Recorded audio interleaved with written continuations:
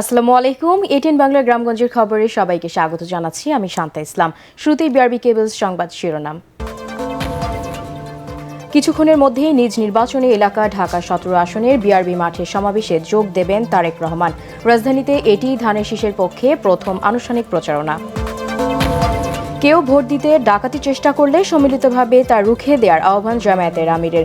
উত্তরাঞ্চলে ১০ দলীয় জোটে নির্বাচনী সফর শুরু। সারা দেশে জমে উঠেছে নির্বাচনের প্রচারণা। প্রার্থীরা দিচ্ছেন নানা প্রতিশ্রুতি, ভোটাররা চান বাস্তবায়ন।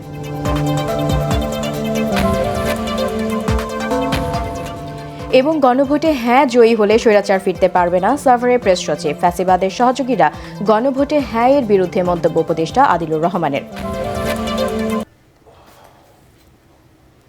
শুনছিলেন বিআরবি কেবলস সংবাদ শিরোনাম। এবারে জানিয়ে দেব বিস্তারিত সংবাদ। কিছুক্ষণ পর নিজ নির্বাচনী এলাকা ঢাকা ১৭ আসনের ভাসানটেক এলাকার বিআরবি মাঠে সমাবেশে যোগ দেবেন বিএনপি চেয়ারম্যান তারেক রহমান। এর মাধ্যমে রাজধানীতে ধানের শীষের পক্ষে আনুষ্ঠানিক প্রচারণা শুরু করবেন তিনি। বিএনপি প্রধানের বক্তব্য শোনার জন্য বিআরবি মাঠে দুপুরের পর থেকেই জড়ো হতে শুরু করেন দলের নেতা কর্মী সহ সাধারণ জনগণ।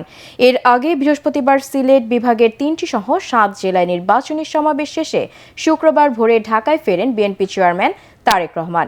এসব সমাবেশে ধানের শীষের পাশাপাশি বিএনপির সঙ্গে আসন সমঝোতা হওয়া প্রার্থীদের পক্ষেও ভোট চান তিনি।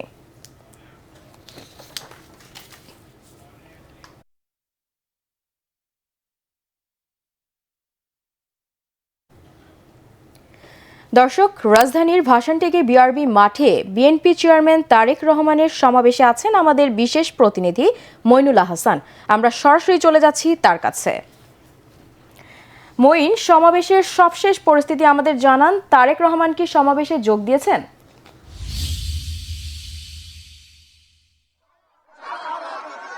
না শান্তা, এখনো বিএনপি চেয়ারম্যান তারেক রহমান সমাবেশে যোগ দেননি। কিছুক্ষণ আগে, নিশ্চয়ই আপনি লক্ষ্য করেছেন, কিছুক্ষণ আগে আজানের পরে মাগরিবের নামাজ মাত্র শেষ হয়েছে। এখানে যারা রয়েছেন উপস্থিত জনতা বা মঞ্চে যারা অতিথি রয়েছেন, নেতৃবৃন্দ রয়েছেন, তারা মঞ্চেই নামাজ আদায় করেছেন। তো নামাজ শেষে এখন আসলে বিকেল থেকেই আসলে এই সমাবেশে যোগ দেওয়ার জন্য নেতাকর্মীরা, বিশেষ করে ঢাকা ১৭ আসন, যেটি ক্যান্টনমেন্ট, বনানী, গুলশান থানা নিয়ে এই সংসদীয় আসনটি, এই সংসদীয় আসনের নানা প্রান্ত থেকে নেতাকর্মীরা এখানে জড়ো হচ্ছেন। তাদের দলের প্রধান, যিনি এই আসনের প্রার্থী হয়েছেন ধানের শীষের তারেক রহমান, ওনার সমর্থনে এই সমাবেশে ভাসানটেকের বিআরবি মাঠে জড়ো হচ্ছেন। তো যেটি বলছেন যে নামাজের বিরতির কারণে নেতাকর্মীরা চারদিকে ছড়িয়ে ছিটিয়েছিলেন, তারা নামাজ শেষে এখন আবার এই সমাবেশে যোগ দিচ্ছেন। আমরা যতটুকু জানতে পেরেছি, বিএনপি চেয়ারম্যান তারেক রহমান হয়তো ৭টার মধ্যেই ওনার এই সমাবেশে যোগ দেওয়ার কথা রয়েছে। আপনি নিশ্চয়ই জানেন যে গতকালকে টানা প্রায় ১৭-১৮ ঘন্টা বিএনপি চেয়ারম্যান তারেক রহমান সিলেট বিভাগ সহ সিলেট বিভাগের ৩টি জেলা, পাশাপাশি অন্য আরও ৪টি জেলা, মোট ৭টি জেলায় তিনি নির্বাচনী সমাবেশ করেছেন এবং আজকে ভোর ৫টার দিকে তিনি আসলে বাসায় ফিরেছেন সমাবেশগুলো শেষ করে, নির্বাচনী জনসভাগুলো শেষ করে। সেই কারণেই কিন্তু এই সমাবেশটির সময় প্রথমে নির্ধারণ করা হয়েছিল দুপুর ২টার সময় বা জুম্মা। তার এই দীর্ঘ ১৭-১৮ ঘন্টা টানা এই সফরকে কেন্দ্র করেই আজকে পরবর্তীতে এই সমাবেশের সময় নির্ধারণ করা হয়, শিফট করে নির্ধারণ করা হয় সন্ধ্যা ৬টা। তো ধারণা করছি ৭টার মধ্যেই বিএনপি চেয়ারম্যান এই সমাবেশে যোগ দেবেন। নিশ্চয়ই আপনি দেখতে পাচ্ছেন যে আমার আশেপাশে পুরো মাঠ আস্তে আস্তে ভরে উঠছে নেতাকর্মীদের। নানা প্রান্ত থেকে বিএনপি, ছাত্রদল, যুবদল, স্বেচ্ছাসেবক দল সহ অঙ্গ সংগঠনের যে নেতৃবৃন্দ রয়েছেন, তারা মিছিল নিয়ে এই সমাবেশে আসছেন। ধানের শীষ হাতে নিয়ে এসছেন, অনেকে রং বেরঙের ব্যানার, ফেস্টুন এবং ক্যাপ পরিধান করেছেন। এবং তারা যেটি বলছেন যে এই ১৭ আসনে প্রথমে কিন্তু তারেক রহমানের নির্বাচন করার কথা ছিল না, প্রায় শেষের দিকে হঠাৎ করেই তারেক রহমান এই আসনে প্রার্থী হয়েছেন। এটি নেতাকর্মীদের নতুনভাবে উজ্জীবিত করেছে, অনুপ্রাণিত করেছেন। এবং তারা বলছেন যে কোনোভাবেই হোক তারেক রহমান যেহেতু জীবনে প্রথমবারের মতো সংসদ নির্বাচনে প্রার্থী হয়েছেন, এই আসন থেকে তারা সর্বাধিক ভোটে, রেকর্ড সংখ্যক ভোটে দলের প্রধানকে জয়ী করে তারা আগামী 12ই ফেব্রুয়ারি যে নির্বাচন, সেই নির্বাচনে জয়ী করে তারা এই সংসদীয় আসনটি চেয়ারম্যানকে উপহার দিতে চান, বিএনপি প্রধানকে উপহার দিতে চান। তার প্রস্তুতি হিসাবেই আজকে এই বড় শোডাউন, আজকের এই নির্বাচনী সমাবেশ। এবং এই সমাবেশের আরেকটি দিক রয়েছে যে এই সমাবেশের মধ্য দিয়ে কিন্তু ঢাকায়, রাজধানীতে বিএনপি প্রধান তারেক রহমান তার আনুষ্ঠানিক নির্বাচনী প্রচারণা শুরু করতে যাচ্ছেন। এরপরে ঢাকায় আরো বেশ কিছু সমাবেশে তিনি যোগ দেবেন বলে আমরা জানতে পেরেছি। এছাড়াও আগামী পরশু তিনি ঢাকার বাইরে চট্টগ্রামে সমাবেশে যোগ দেওয়ার জন্য তিনি আগামীকাল সন্ধ্যায় তিনি ঢাকা ত্যাগ করবেন। তো যেমনটি বলছিলাম যে নেতাকর্মীরা আসছেন, ধারণা করছি 7টার মধ্যে হয়তো তারেক রহমান চলে আসবেন। এবং ওনার বক্তব্যে আমরা যেটি বুঝতে পারছি গতকালকের বক্তব্য রেশ ধরে, যে ধানের শীষকে জয়ী করে এবং ওনারা যে প্রতিশ্রুতি সমৃদ্ধ, আত্মনির্ভরশীল, দুর্নীতিমুক্ত বাংলাদেশ প্রতিষ্ঠার যে অঙ্গীকার করছেন বিএনপি, সেই অঙ্গীকার বাস্তবায়নে নেতাকর্মী, দেশবাসী, ভোটারদের কাছ থেকে সমর্থন চাইবেন, এমনটাই আমরা ধারণা করছি। শান্তা। মঈন, আপনাকে ধন্যবাদ। কেউ ভোট ডাকাতির চেষ্টা করলে সম্মিলিতভাবে তা রুখে দেওয়ার আহ্বান জানিয়েছেন জামায়াতে ইসলামের আমির ডাক্তার শফিকুর রহমান। পঞ্চগড়ে 10 দলীয় জোটের নির্বাচনী জনসভায় তিনি বলেন, জামায়াতের হাতে কোনো কার্ড নেই, জনগণের কাছে ভালোবাসার কার্ড চেয়ে আমৃত্যু তাদের পাশে থাকার অঙ্গীকার করেন শফিকুর রহমান। প্রতিশ্রুতি দেন, জামায়াত ক্ষমতায় গেলে কর্মসংস্থানের ব্যবস্থা করে তরুণ সমাজের হাতকে শক্তিশালী করার ঘোষণা দেন। নির্বাচিত হলে পঞ্চগড়ে কৃষিভিত্তিক শিল্প ও বন্ধ হওয়া চিনিকল চালু করা হবে। বিস্তারিত জানাচ্ছেন খায়রুল ইসলাম। বিগত সরকার অবস্থার বেশি উত্তরাঞ্চল সফরের মধ্য দিয়ে ঢাকার বাইরে আনুষ্ঠানিকভাবে নির্বাচনী প্রচারণা শুরু করলেন জামায়াত ইসলামের আমির ডাক্তার শফিকুর রহমান। পঞ্চগড়ের সমাবেশে দাঁড়িপাল্লার পাশাপাশি উত্তরাঞ্চলে 10 দলীয় জোট সমর্থিত প্রার্থীদের পক্ষেও প্রচারণায় অংশ নেন আমিরে জামাত। শহরের চিনিকল মাঠে নির্বাচনী জনসভায় যোগ দেন দলটির হাজারো নেতাকর্মী। দীর্ঘ সময় পর পঞ্চগড়ে দলের শীর্ষ নেতার উপস্থিতিতে মুখরিত হয় জনসভা প্রাঙ্গণ। জনসভায় জামায়াতের নেতাদের পাশাপাশি বক্তব্য দেন 10 দলীয় জোটের গুরুত্বপূর্ণ নেতারা। আমাদের ভাই শরীফ ওসমান হাদিকে হত্যা করা হয়েছিল, এখন পর্যন্ত তার বিচার হয় নাই। 10 দল ভোটের জন্য জনগণকে কোনো মিথ্যা প্রতিশ্রুতি দেবে না উল্লেখ করে জামায়াতের আমির বলেন, মানুষের সমর্থন নিয়ে সরকার গঠন করতে পারলে ভালোবাসার ঋণ শোধ করা হবে। বন্ধ চিনিকল করে দিতে চাই, শ্রমিকদেরকে কর্মক্ষেত্রে আমরা ফিরিয়ে নিতে চাই। ভাই, আমাদের কাছে কোনো কার্ড নাই, আপনারা সবাই ভাই বোনেরা আমাদের কার্ড। আপনাদের বুকে আমরা একটা ভালোবাসার কার্ড চাই, আপনাদের সমর্থন, দোয়া, ভালোবাসা দিয়ে দায় দয়া মুক্ত একটা বাংলাদেশ আমরা করতে চাই। আগামী নির্বাচনে কেউ ভোট ডাকাতির চেষ্টা করলে কঠোর হাতে তা দমন করার অঙ্গীকার করেন তিনি।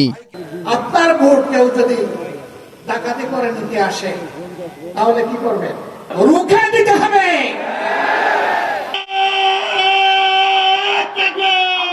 এরপর বাদ জুম্মা দিনাজপুরের জনসভায় অংশ নেন ডাক্তার শফিকুর রহমান।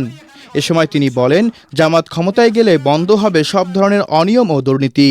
দেশ সেবার সুযোগ পায়, অত্যন্ত আস্থার সাথে আশ্বস্ত করছি, দিনাজপুর শহর ইনশাআল্লাহ সিটি কর্পোরেশনে রূপান্তরিত করা হবে। ফসলের ন্যায্য মূল্য ইনশাআল্লাহ নিশ্চিত করা হবে এবং ফসল এবং সবজির সংরক্ষণ নিশ্চিত করা হবে। এদিকে একই দিনে ঠাকুরগাঁও ও রংপুরের 10 দলীয় জোট প্রার্থীদের সমর্থনে জনসভায় যোগ দিয়ে ডাক্তার শফিকুর রহমান বলেন, দুর্নীতি দুঃশাসন না থাকলে উত্তরাঞ্চল মঙ্গমুক্ত হতো। খায়রুল ইসলাম, এটিএন বাংলা। এখন দেখবেন সালাম স্টিল ভোটের গাড়ি। সারা দেশে জমে উঠেছে জাতীয় সংসদ নির্বাচনের প্রচারণা। ভোটার মন জোগাতে মাঠে ঘাটে চষে বেড়াচ্ছেন প্রার্থীরা। মানুষের মন জয়ে দিচ্ছেন নানা প্রতিশ্রুতি। ভোটাররা বলছেন, উন্নয়নমূলক কাজের পাশাপাশি সৎ প্রার্থীকে দায়িত্ব দিতে চান তারা। আশিকুর রহমানের রিপোর্টে বিস্তারিত। দেশজুড়ে শুরু হয়েছে জাতীয় সংসদ নির্বাচনের প্রচারণা। প্রার্থী সমর্থকদের জনসংযোগে মুখর পাড়া মহল্লা, চলছে সভা সমাবেশ। খুলনার 6টি আসনের প্রার্থীরা নির্বাচনী প্রচারণায় ব্যস্ত সময় পার করছেন। এর মধ্যে জামায়াতের সেক্রেটারি জেনারেল অধ্যাপক মিয়া গোলাম পরোয়ার ছাড়াও ইসলামী আন্দোলন বাংলাদেশের কেন্দ্রীয় মহাসচিব হাফেজ মাওলানা অধ্যক্ষ ইউসুফ আহমেদও রয়েছেন।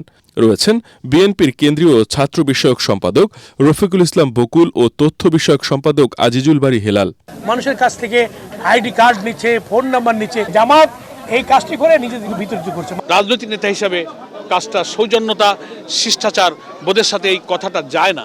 চট্টগ্রামে দিনভর প্রচারণা চালান বিভিন্ন রাজনৈতিক দল ও স্বতন্ত্র প্রার্থীরা। সকালে চট্টগ্রাম ৯ আসনে জামায়াত মনোনীত প্রার্থী ডাক্তার AKM ফজলুল হক নগরীর চকবাজার ও আশপাশের এলাকায় প্রচারণায় অংশ নেন। অপরদিকে চট্টগ্রাম ৪ আসনে বিএনপি প্রার্থী লায়ন আসলাম চৌধুরী সকাল থেকে বারবকুণ্ড এলাকায় জনসংযোগ করেন। দ্বিতীয় দিনের মতো প্রচারণা চালিয়েছেন নাটোর ২ আসনের বিএনপি মনোনীত প্রার্থী ও দলের কেন্দ্রীয় নেতা এম রুহুল কুদ্দুস তালুকদার দুলু। নলডাঙ্গা উপজেলার ব্রহ্মপুর ইউনিয়নের বাড়িহাটি এলাকায় বিভিন্ন শ্রেণী পেশার সাধারণ মানুষের সাথে কুশল বিনিময় ও ধানের শীষে ভোট প্রার্থনা করেন তিনি। আগামী ১২ তারিখ এবং বাংলাদেশের মানুষ ব্যাপকভাবে অংশগ্রহণ করে নির্বাচন কেন্দ্রে গিয়ে ভোট দিয়ে তাদের পছন্দের প্রার্থীকে নির্বাচিত করবে বলে। প্রতীক বরাদ্দের পর থেকে প্রচারণায় সরগরম কুমিল্লার ১১টি আসনের নির্বাচনী মাঠ। এদিকে চাঁপাইনবাবগঞ্জ ৩ আসনে জামায়াতে ইসলামীর মনোনীত প্রার্থী ঢাকা মহানগর দক্ষিণের আমির নুরুল ইসলাম বুলবুল চাঁপাইনবাবগঞ্জ পৌরসভার কুমারপাড়াসহ বিভিন্ন এলাকায় গণসংযোগ করেছেন। আশিকুর রহমান, ATN বাংলা। সালাম স্টিল ভোটের গাড়ি নিয়ে ফরিদপুর ৩ আসনে আছেন আমাদের প্রতিনিধি কামরুজ্জামান সোহেল। সেখান থেকে নির্বাচনী খবর জানাচ্ছেন তিনি। সালাম স্টিল ভোটের গাড়ি নিয়ে আমি এখন রয়েছি ফরিদপুর সদর ৩ আসনে। তো আপনারা জানেন যে সদর ৩ আসনের যে নির্বাচনী প্রচারণা সেটি কিন্তু শুরু হয়েছে। আমরা দেখেছি যে সকাল থেকে বিভিন্ন প্রার্থীরা কিন্তু বিভিন্ন স্থানে প্রচারণা চালিয়ে যাচ্ছেন। তো আমরা বিভিন্ন এলাকার যে ভোটাররা রয়েছেন তাদের সাথে আমরা কথা বলেছি। তারা আমাদের বলেছেন যে তারা এমন প্রার্থীকে নির্বাচিত করতে চান যে প্রার্থী তাদের এলাকার উন্নয়নের জন্য কাজ করবেন, সন্ত্রাস মাদক মুক্ত এলাকা হিসাবে গড়ে তোলার জন্য যিনি কাজ করবেন তাকেই কিন্তু তারা ভোট দিতে চান। তো এই ছিল ফরিদপুর সদর ৩ আসন থেকে আমার কাছে ভোটের গাড়ির সবশেষ খবর। গণ অভ্যুত্থানে পরাজিত শক্তি ও ফ্যাসিবাদের সহযোগীরা গণভোটে হ্যাঁয়ের বিরুদ্ধে কথা বলছে, এমন মন্তব্য করেছেন স্থানীয় সরকার উপদেষ্টা আদিলুর রহমান খান। হ্যাঁ ভোটের পক্ষে জনতার জোয়ার বইছে বলেও জানান তিনি। রংপুরের জুলাই অভ্যুত্থানের শহীদদের স্মরণে স্থাপিত স্মৃতিস্তম্ভে শ্রদ্ধা জানিয়ে তিনি এসব কথা বলেন।